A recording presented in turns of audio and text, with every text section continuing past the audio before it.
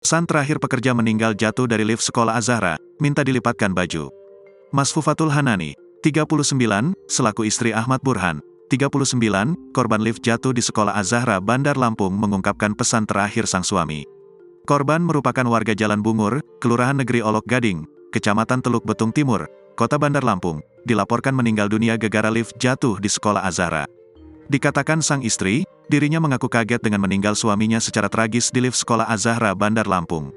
Sebelum meninggal suami saya ini telah berpesan kepada anak saya yang kedua untuk melipatkan baju sebelum meninggal dunia, kata istri korban Ahmad Burhan, Masfufatul Hanani saat diwawancarai Tribun Lampung di rumah duka di Kelurahan Negeri Olok Gading, Kecamatan Teluk Betung Timur, Kamis, tanggal 6 Juli tahun 2023.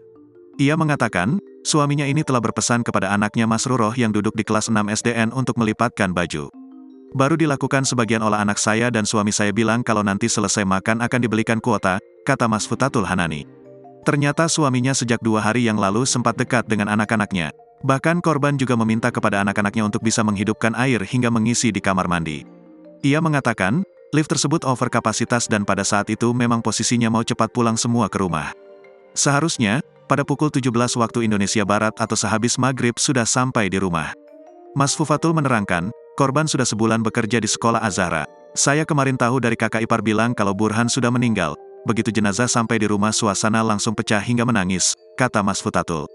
Ia mengatakan, suaminya ini sempat pesan sepatu untuk anak-anak melalui online shop. Masfufatul mengatakan, suaminya ini semasa hidup penyanyang dan pekerja keras. Kerjaan sampai malam juga dilakukan, orangnya penyanyang sama istri dan anak. Peduli serta bertanggung jawab kepada keluarganya, kata Masfufatul. Sementara pada 2 malam yang lalu sempat mengobrol mau menggelar syukuran anak bungsu yang bayi. Karena baru 2 bulan lahir dan mau syukuran niatnya setelah beres kerjaan di sekolah Az-Zahra. Tapi mau daftar ulang anak yang sekolah, dan kata suami uang belum terkumpul, kata Masfufatul. Masfufatul menambahkan, suami bilang selesai mengerjakan proyek baru sebelum anak sekolah masuk. Ia mengatakan, suaminya ini selalu dipercaya ketua mandornya yang bernama Rahmat. Suami saya itu kerjaannya masang kaca, dan kemarin itu dapat proyek cukup besar dan sudah sebulan kerja di sekolah Az-Zahra, kata Masfufatul. Adapun korban kini dimakamkannya di tempat pemakaman umum, TPU, Tanjung Jati Kelurahan Negeri Olok Gading.